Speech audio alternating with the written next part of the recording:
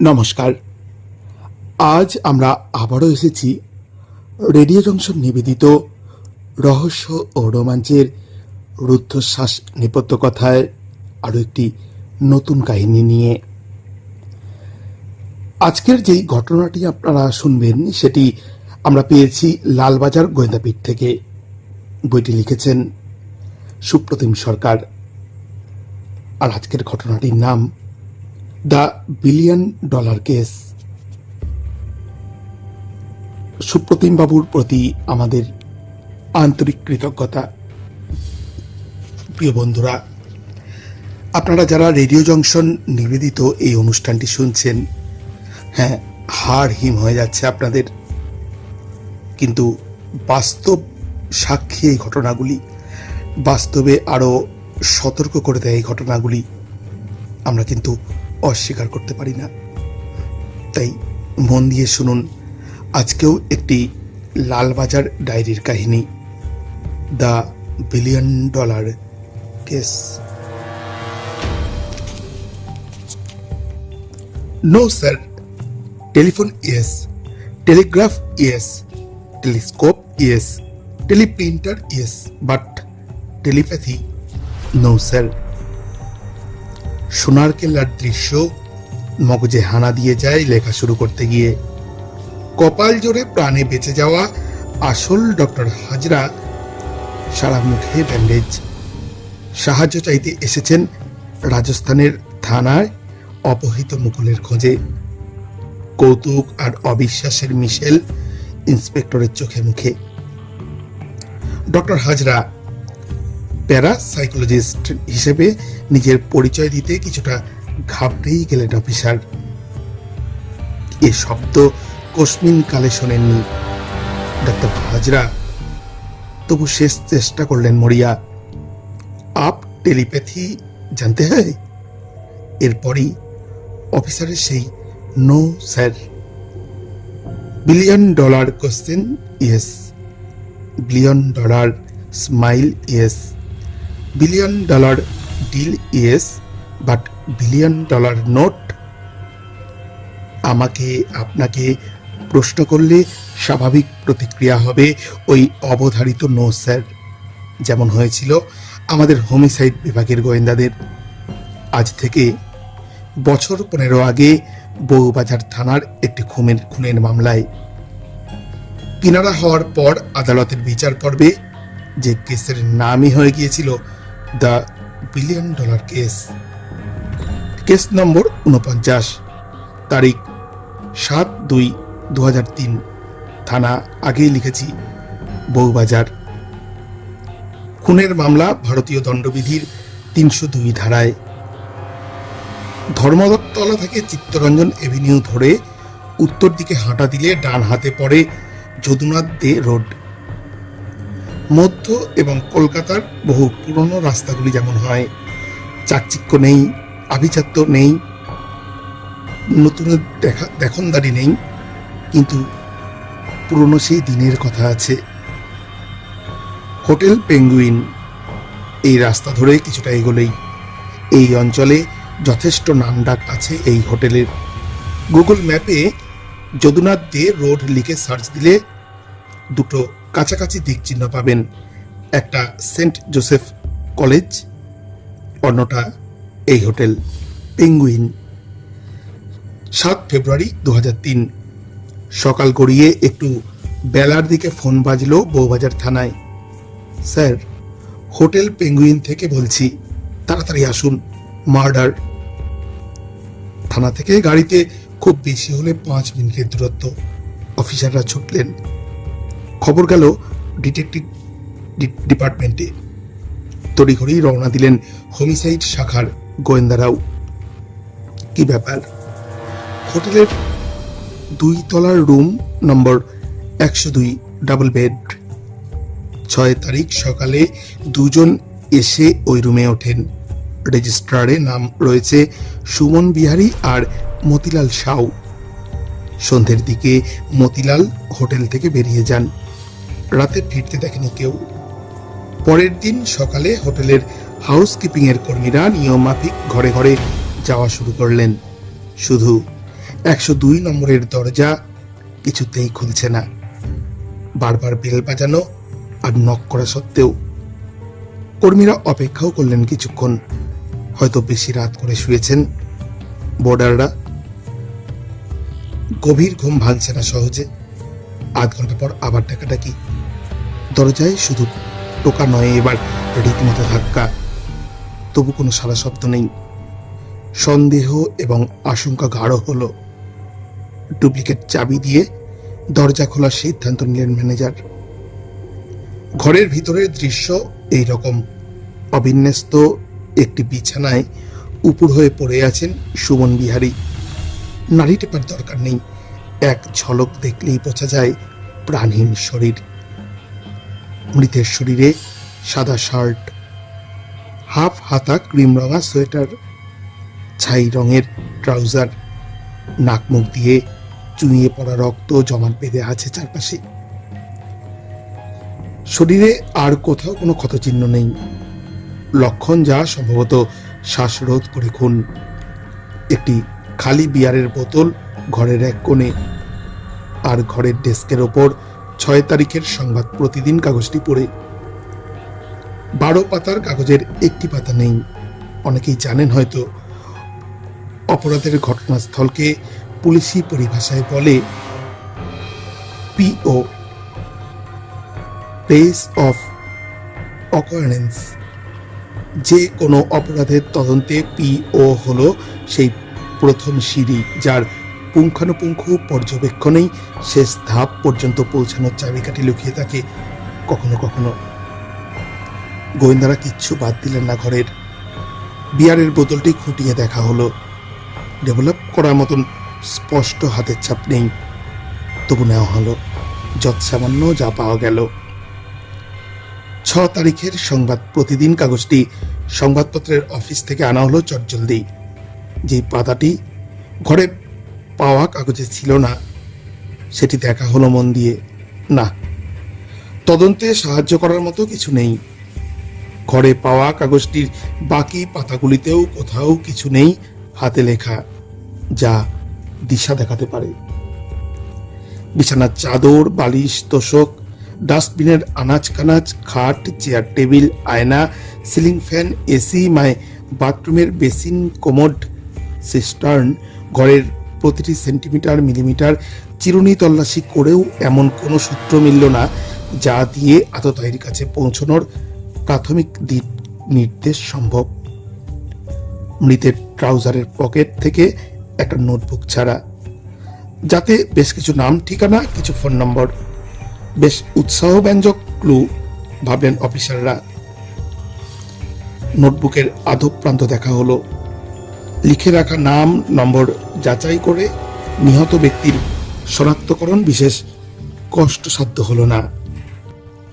মৃতের নাম সুমন বিহারী নয়, ভুল নামে উঠেছিলেন হোটেলে।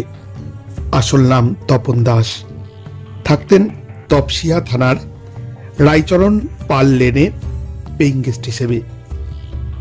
পূর্ণচন্দ্র সাহা নামের এক মাঝবয়সীর বাড়িতে। সাহাবাবু দেখা গেল নিপাট ভদ্রলোক। শনাক্ত করলেন মৃতকে। বললেন তপন কম কথা বলতেন। মাঝে মাঝে কিছু লোকজন দেখা করতে আসতেন তার সঙ্গে। তপন বলেছিলেন ব্যবসা করতেন, তবে ঠিক কিসের ব্যবসা বিশেষ কিছু জানেন না সে ব্যাপারে।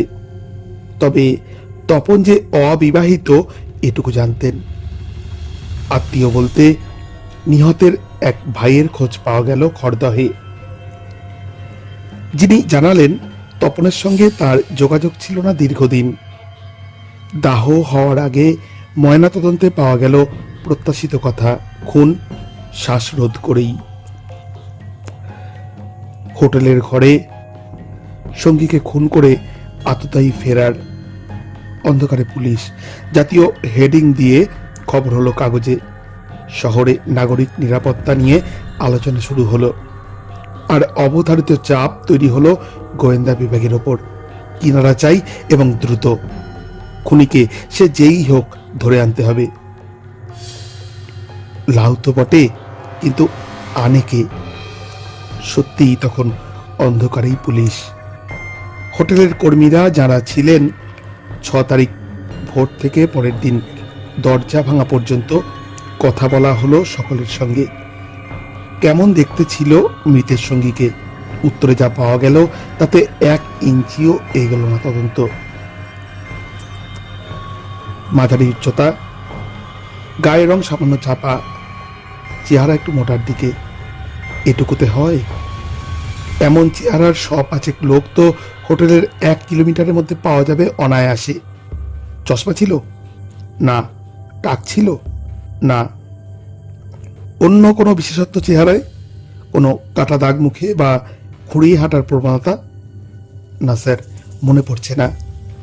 কথা বলার কোনো বিশেষ ভঙ্গি? খেয়াল করিনি স্যার। হিন্দিতে কথা বলছিল রেজিস্টারে নাম লেখার সময়, তবে বাংলার টান ছিল। মৃত যে বাঙালি সে তো জানাই হয়ে গিয়েছে। ধরে নেওয়া গেল সম্ভাব্য আততায়ী মতিলালও বাঙালি। কিন্তু এই তথ্যের থেকেও ঢের বেশি জরুরি প্রশ্ন, ভুল নাম ঠিকানা কেন রেজিস্টারে? নিজেদের হিন্দিভাষী বলে প্রমাণ করার চেষ্টা কেন? অপরাধের মতলব ছিল কোনো? থাকলেও কি অপরাধ? সেখানেই কি লুকিয়ে রহস্যভেদের ঠিকানা? মৃতের পকেট থেকে পাওয়া নোটবুকের প্রতিটি নাম ঠিকানা, প্রতিটি নম্বরের ঠিকুজি কুষ্টি নিয়ে পড়লেন গোয়েন্দারা। প্রায় সব নম্বরই উত্তর 24 পরগনার। বিস্তর তথ্য তালাশ করে জানা গেল নানা ধরনের জালিয়াতি ছিল মৃত তপনের পেশা বলুন বা জীবিকা। চাকরি পাইয়ে দেওয়ার নাম করে বেকার যুবক যুবতীদের টাকা আত্মসাৎ করা, তাড়াতাড়ি ব্যাংক থেকে লোন পাইয়ে দেওয়ার প্রতিশ্রুতি দিয়ে লোক ঠেকানো, আরও এই জাতীয়। পাওয়া গেল আরও একটি তথ্য। সম্প্রতি এক অভিনব প্রতারণা চক্রের সঙ্গে ঘনিষ্ঠতা হয়েছিল তপনের। অনেকের মনে হতে পারে সে সময় চাল টানার গুজবে রীতিমতো হইচই পড়ে গিয়েছিল উত্তর 24 পরগনার গ্রামাঞ্চলের বিস্তীর্ণ অংশে। কাগজেও লেখা হয়েছিল বিষয়টি নিয়ে। চাল টানা মানে? গুজব ছড়িয়েছিল পুরনো দিনের হাঁড়ি কুড়ি বাসনপত্র নাকি চুম্বকের মতো টেনে নিচ্ছে কাছাকাছি থাকা চালের স্তূপকে। আর যে বাসনপত্র চাল টানছে তা যে ধাতু দিয়ে তৈরি তার দাম নাকি আন্তর্জাতিক বাজারে আকাশ ছোঁয়া। রাতারাতি বড়লোক হওয়ার স্বপ্নে একরকম প্রতিযোগিতাই শুরু হয়ে গেল বাড়িতে বাড়িতে। যে যার বাসনপত্র আর চাল জড়ো করে হা পিত্তেশ করে চাল টানার প্রতীক্ষায়। তৈরি হলো অশিক্ষা, গুজব আর লোভের ত্রিভুজ। সুযোগটা লুফে নিয়েছিল কিছু প্রতারক, যারা ধাতু বিক্রির এজেন্ট হিসেবে পরিচয় দিয়ে ঘরে ঘরে ঢু মারতে শুরু করলো এবং প্রতিশ্রুতি দিল কিছু টাকা অগ্রিম দিলে তারা বাসন কোষণের বৈজ্ঞানিক পরীক্ষার ব্যবস্থা করে দেবে। অনেকে বিশ্বাস করে ঠকলেন। উল্লেখ্য, শুধু পশ্চিমবঙ্গ নয়, দেশের অন্যান্য রাজ্যেও বিভিন্ন সময়ে এই রাইস পুলিং ট্রিক নামে প্রতারণা ঘটনা ঘটেছিল। উত্তর 24 পরগনায় চাল টানার সক্রিয় চক্রগুলির কয়েকটিকে পাকড়াও করে জিজ্ঞাসাবাদ করা হলো, কিন্তু লাভ হলো না বিশেষ। শ্যামবর্ণ, মাঝারি উচ্চতার মোটা লোকের কথা কেউ কেউ বলল বটে, কিন্তু ওটুকুই। নাম ঠিকানার হদিশ মিলল না। যে তিমিরে ছিল তদন্ত রয়ে গেল সেই তিমিরেই।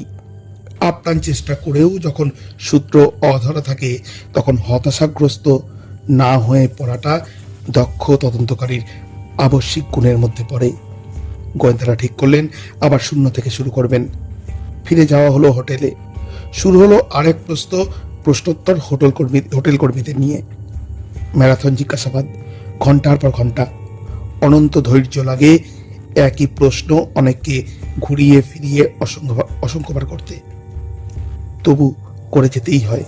কার কথায় কি কখন বেরিয়ে আসে তার অপেক্ষায়।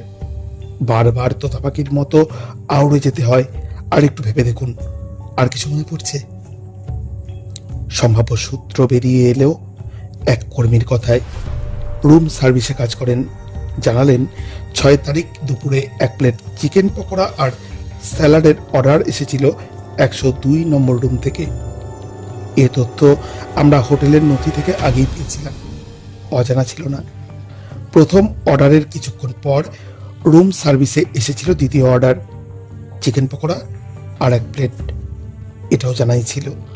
বাড়তি কিছু জানালেন কর্মীটি, বললেন দ্বিতীয়বার যখন খাবার দিয়ে বেরিয়ে আসছেন 2 বোর্ডারের মধ্যে তর্কাতর্কি হচ্ছিল। কি নিয়ে তর্ক? কর্মীটি যতদূর মনে পড়ছে সার্কাস শব্দটি শুনেছিলেন কয়েকবার। সার্কাস? এই কি তাহলে সেই কাঙ্ক্ষিত সূত্র? এরা কি সার্কাসের সঙ্গে যুক্ত ছিল কোনোভাবে? ঘটনার আগের দিন সার্কাস দেখেছিল? ঠকিয়েছিল কি কোনো সার্কাস কর্মীকে? আজকাল সার্কাসের সেই রমরমা নেই। যখনকার কথা লিখছি তখন ছিল। শহরে তো বটেই, গ্রামে গঞ্জেও তুমুল জনপ্রিয় ছিল সার্কাস। খুনের ঘটনা ফেব্রুয়ারি মাসের। শীত তখনও ছুটি নেয়নি। সার্কাসের দলগুলোও তাঁবু গোটায়নি। হৈ হৈ করে বেরিয়ে পড়া হলো, চষে ফেলা হলো শহর ও আশেপাশের জেলার নামি অনামি সার্কাস। সম্ভাব্য আততায়ীর ছবি বিবরণ অনুযায়ী হাতে আঁকানো। তা দেখিয়ে অনুসন্ধান হলো যত রকমভাবে সম্ভব। ফল কিন্তু শূন্য। আততায়ীর পরিচয়ের সামান্যতম ইঙ্গিতও পাওয়া গেল না। এবার কুল কিনারা পাওয়ার আর রাস্তা কই? হতাশ তদন্তকারী দল ফিরছিল নৈহাটির একটি সার্কাসের খোঁজ খবর নিয়ে, শূন্য হাতেই। কেসের কিনারা বোধহয় আর হলো না, এই আক্ষেপকে সঙ্গী করে। কিন্তু ওই যে কখনো সময় আসে জীবন মুচকি হাসে, ঠিক যেন পড়ে পাওয়া 14 আনা। কলকাতা ফেরার পথেই কিনারা সূত্র এলো আচম্বিতে, পড়ে পাওয়া 14 আনার মতোই। গাড়ি ছুটছিল নৈহাটি পেরিয়ে জগদ্দলের দিকে, ঘোষপাড়া রোড ধরে। পরিশ্রান্ত অফিসারেরা ঠিক করলেন কোথাও গাড়ি থামিয়ে একটু চা খাবেন। ড্রাইভারের বাড়ি নোয়াপাড়ায়। বললেন সামনেই সার্কাস মোড়, ওখানে দাঁড় করাচ্ছি, ভালো দোকান আছে। গাড়ি দাঁড়ালো জগদ্দলের সার্কাস মোড়ে। চা খেতে খেতে হঠাৎ আলোর ঝলকানি দেখলেন এক অফিসার। অন্যদের বললেন, আচ্ছা এমনও তো হতে পারে রুম সার্ভিসের ছেলেটা পুরোটা খেয়াল করেনি। সার্কাস মোড়ের সার্কাসটুকুও শুধু স্মৃতিতে থেকে গিয়েছে। আততায়ী যে প্রতারকদের সঙ্গে ওঠা বসা করেছিল সবই তো উত্তর 24 পরগনার। সার্কাস মানেই এই সার্কাস মোড় নয় তো? অন্যরা ভাবলেন সত্যি তো। কর্মী তো আর আড়ি পারতে ঘরে ঢোকেনি। অত খেয়াল করা বা মনে রাখার কথাও নয়। অনেক জিজ্ঞাসাবাদের পর সার্কাসই হয়তো শুধু মনে করতে পেরেছে। খোঁজ নিয়ে দেখাই যাক না সার্কাস মোড়ের সংলগ্ন এলাকায়। একাধিক অভিজ্ঞ সোর্স লাগানো হলো জগদ্দলে, যারা সিধিয়ে গেল এলাকার অলিগলি মহল্লায়। দিন দুয়েকের মধ্যেই খোঁজ মিলল একজনের। জগদ্দলেই বাড়ি। মতিলালের চেহারার বর্ণনার সঙ্গে প্রচুর মিল। এলাকায় সুনাম নেই তেমন, আটক করা হলো। আসল নাম জানা গেল বাপি মুখার্জি। খুচরো চর থাপ্পড়ও দেওয়ার দরকার পড়েনি।